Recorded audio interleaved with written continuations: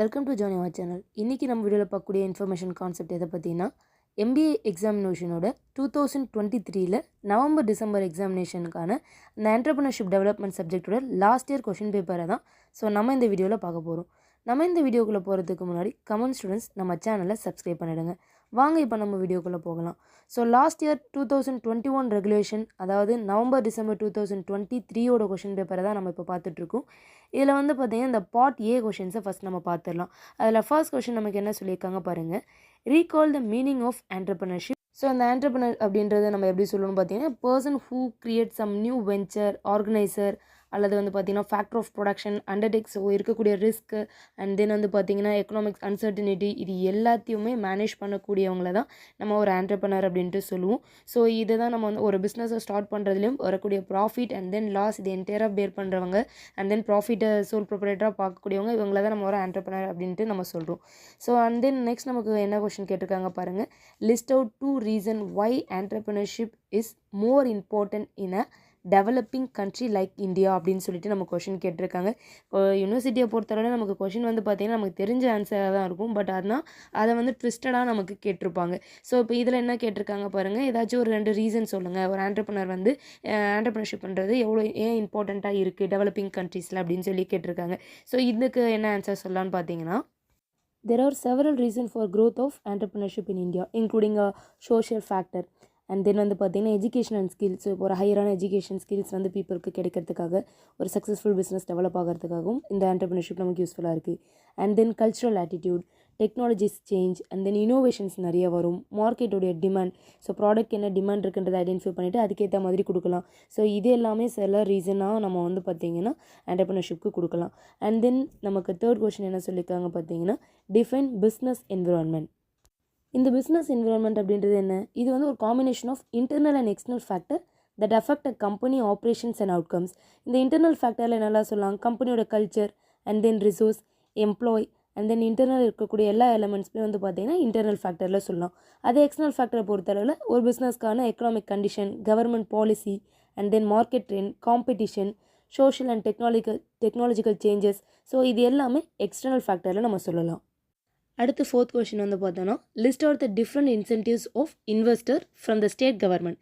இதுக்கு என்ன ஆன்சர்னா, இப்போ ஆண்டர்பிரினருக்குன்னு சொல்லிட்டு இப்போ தமிழ்நாடு ஸ்கீம்ஸே பார்த்திங்கன்னா தமிழ்நாடு கவர்மெண்ட்லேயே நிறைய ஸ்கீம்ஸ் இன்சென்டிவ் ஸ்கீம்ஸ் கொடுத்துருக்காங்க. என்னெல்லாம்னா கேபிட்டல் சப்சிடரி, அதாவது இப்போ ஒரு இவ்வளோ பர்சன்டேஜ்க்கு மேலே வச்சுருக்கக்கூடிய இப்போ micro, small, and then medium enterprise, MSME. இதெல்லாம் பார்த்திங்கன்னா 10% கேபிட்டல் சப்சிடி கொடுக்குறது.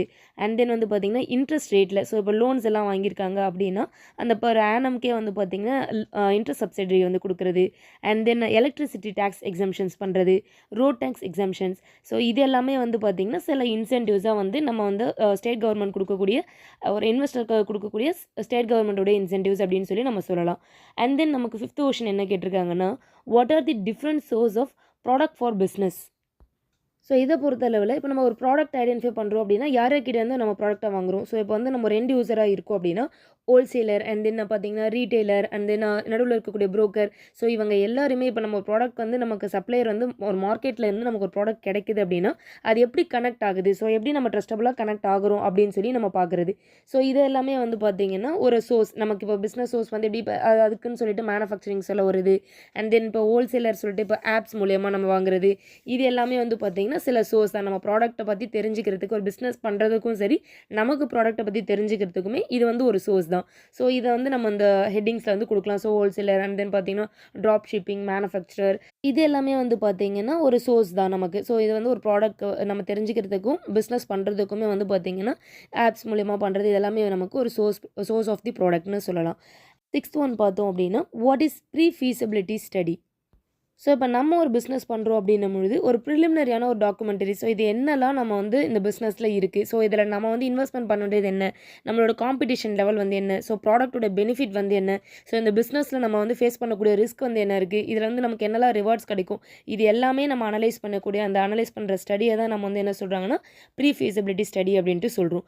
அண்ட் தென் 7th ஒன் பார்த்தீங்கன்னா, recall the importance of working capital management. இது வந்து ரொம்பவே இம்பார்ட்டன்ட். இது எதுக்குன்னு சொல்லி பார்த்தீங்கன்னா, ஒரு பிஸ்னஸை நம்ம ப்ராப்பரா ஃபினான்ஷியல் வந்து பார்த்தீங்கன்னா, ஸ்டெபிலிட்டியா மெயின்டெயின் பண்ணுறதுக்கு இது நமக்கு யூஸ்ஃபுல்லா இருக்கும்.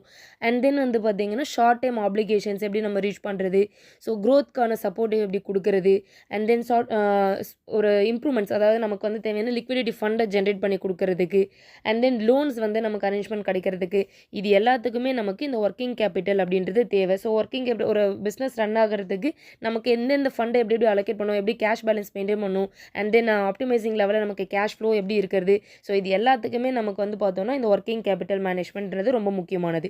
அண்ட் தென் நமக்கு 8th ஒன் என்ன கேட்டிருக்காங்க, டிஃபன் இன்வென்டரி மேனேஜ்மெண்ட். ஸோ பொதுவாகவே நம்ம இன்வென்டரி அப்படின்னா என்ன சொல்வோம், இந்த இன்வென்டரி அப்படின்றது இதனுடைய ஃபாலோயிங் ஆக்டிவிட்டீஸ் என்னெல்லாம் சொல்லலாம், ordering cost, storing, and then producing, selling, restocking, and then warehousing. So இந்த ப்ராசஸ் எல்லாமே வந்து பார்த்தீங்கன்னா இந்த ப்ராடக்ட்டோட லைஃப் சைக்கிளில் வரக்கூடிய பிகினிங்லேருந்து எண்டு வரையிலும் வரக்கூடிய இந்த எல்லா ப்ராசஸுமே வந்து பார்த்தீங்கன்னா இன்வென்டரி மேனேஜ்மெண்ட் அப்படின்ட்டு நம்ம சொல்கிறோம்.